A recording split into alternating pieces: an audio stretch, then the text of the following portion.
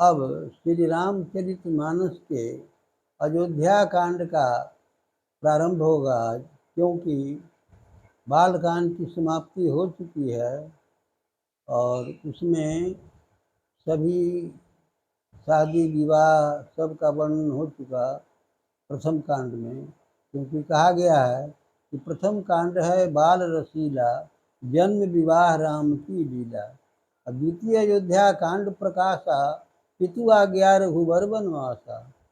तो दूसरा कांड अयोध्या कांड प्रारंभ होगा। कहा गया है, तुलसीदास ने कहा है कि श्री गुरु चरण सरोज रज, श्री गुरु चरण सरोज रज, निज मन मुकुर सुधार। वर्णो रघुबर बिमल यश, जो दायक फल चार। कहते हैं तुलसीदास कि मैं अपने गुरु के चरण रूपी धूल से मन रूपी दर्पण को साफ करके और श्री रामचंद्र जी के यश का गुणगान करने जा रहा हूँ, जो चारों फल के देने वाले हैं।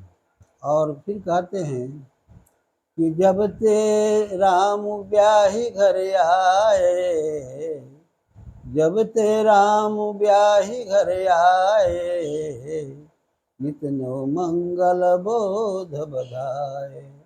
भुवन चारि दस, भुवन चारि दस भूधर भारी, सुकृत मेघ बरसहि सुख बारी। कहते हैं कि जब से श्री राम ब्याह करके सीता को यहाँ लाए हैं, मैंने शादी करके लौटे हैं, तब से 14 भुवन, चारों 14 लोक में शांति सुख है, सभी लोग प्रसन्न हैं, सब जगह शांति है, सुख है। भुवन चारि दस भूधर भारी, 14 भुवन रूपी पर्वत पर मेघ सुख की बारिश कर रहे हैं। मतलब हर जगह सुख और शांति है। तात्पर्य यही है कि हर जगह खुशहाली है, हर जगह लोग सुख का अनुभव कर रहे हैं। जब ते ब्याही राम घर आए, नितनो मंगल बोध बधाए। वो प्रतिदिन लोग मंगल गान कर रहे हैं, बाजे बज रहे हैं, जब इच्छा होती है बाजा बजाते हैं लोग, सभी लोग सुख की अनुभूति कर रहे हैं। अब आगे थोड़ा सा प्रसंग सुनेंगे कि दशरथ जी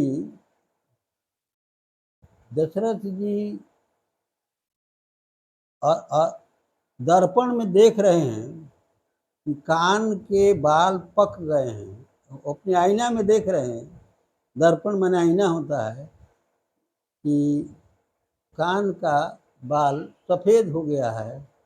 एक तरह से वो बाल कह रहे हैं कि आप वृद्धावस्था में आ चुके, अब युवराज का पद श्री राम को देना चाहिए, बड़े लड़के को श्री राम को गद्दी देनी चाहिए। तो इसके लिए वो अपने गुरु वशिष्ठ को बुलाते हैं और वशिष्ठ गुरु से परामर्श करते हैं। तो वशिष्ठ मुनि आपस में राय करते हैं कि ठीक है, और इस गद्दी उनको राम को बड़े लड़के को ही मिलना चाहिए। इसके पूर्व वो ब्रह्मा जी नारद जी को भेजते हैं, और नारद जी जब आते हैं तो नारद जी को देखकर श्री राम बहुत प्रसन्न होते हैं और कहते हैं कि मेरा बहुत भाग्य उज्ज्वल है कि संत महात्मा का, मुनि का दर्शन हुआ। बहुत सम्मान की दृष्टि से बैठाते हैं, चरण धोते हैं, नारद जी को सम्मान की दृष्टि से देखते हैं। तो कहा गया है कि मनुष्य को जीवन में 3 चीज़ें आवश्यक हैं, और जिस व्यक्ति को 3 चीज़ें मिल जाएं वो उसको मुक्ति निश्चित है, वो आवागमन से मुक्त हो जाएगा। वो 3 चीज़ें क्या हैं? पहला है मानव योनि का मिलना, मनुष्य योनि। कहा गया है कि बड़े भाग मानुस्तन पावा, सुर नर मुनि सदग्रंथन गावा। मानव योनि मिल जाए ये बहुत बड़ी चीज़ है। और दूसरी चीज़ है कि सत्संग की प्राप्ति होना, सत्संग मिलना। और तीसरी चीज़ है समर्थ गुरु का मिलना।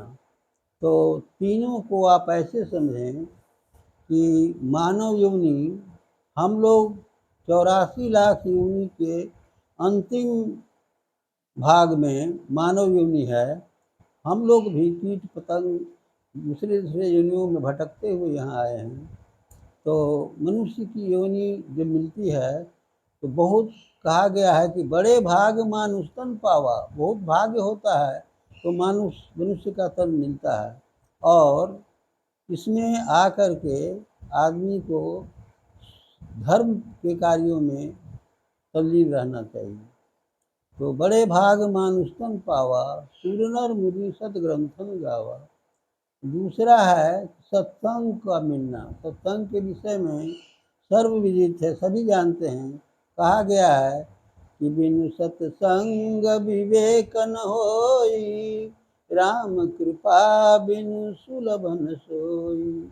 राम की कृपा होती है तभी सत्संग की प्राप्ति होती है, तभी आदमी मनुष्य सत्संग में जाता है। तो दूसरी वस्तु है सत्संग। सत्संग जिसको मिल जाए, मानव योनि मिल जाए।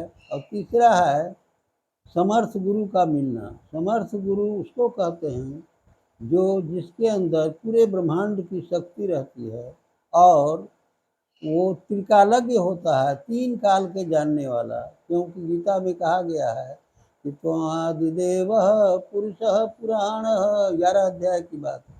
गीता के 11 अध्याय में कहा गया है कि वो कहते हैं कृष्ण अर्जुन से कि वेत्तास नहीं, अर्जुन कह रहे हैं कृष्ण से, विराट स्वरूप जब दिखलाए हैं तो अर्जुन ही कहे हैं, हे प्रभु त्वमादिदेव, आप आदिदेव हैं। त्वमादिदेव पुरुषः पुराण, त्वमस्य विश्वस्य परम निधान, वेत्तासि वेद्यम च परम च धाम।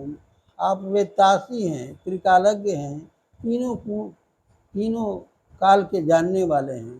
फिर 7 अध्याय में भी कहा गया है कि बहुनाम जन्मनामान्ते ज्ञानिमान माम प्रपद्यन्ते, वासुदेव सर्वमिति स महात्मा सुदुर्लभ।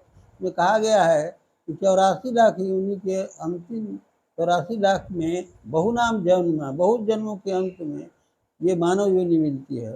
तो इसमें धर्म के कार्य, भलाई के कार्य, अच्छे कार्यों के ऊपर तत्पर रहना चाहिए। इतना ही कहकर मैं अपनी वाणी को विराम देता हूँ। श्रोताओं को नमस्कार।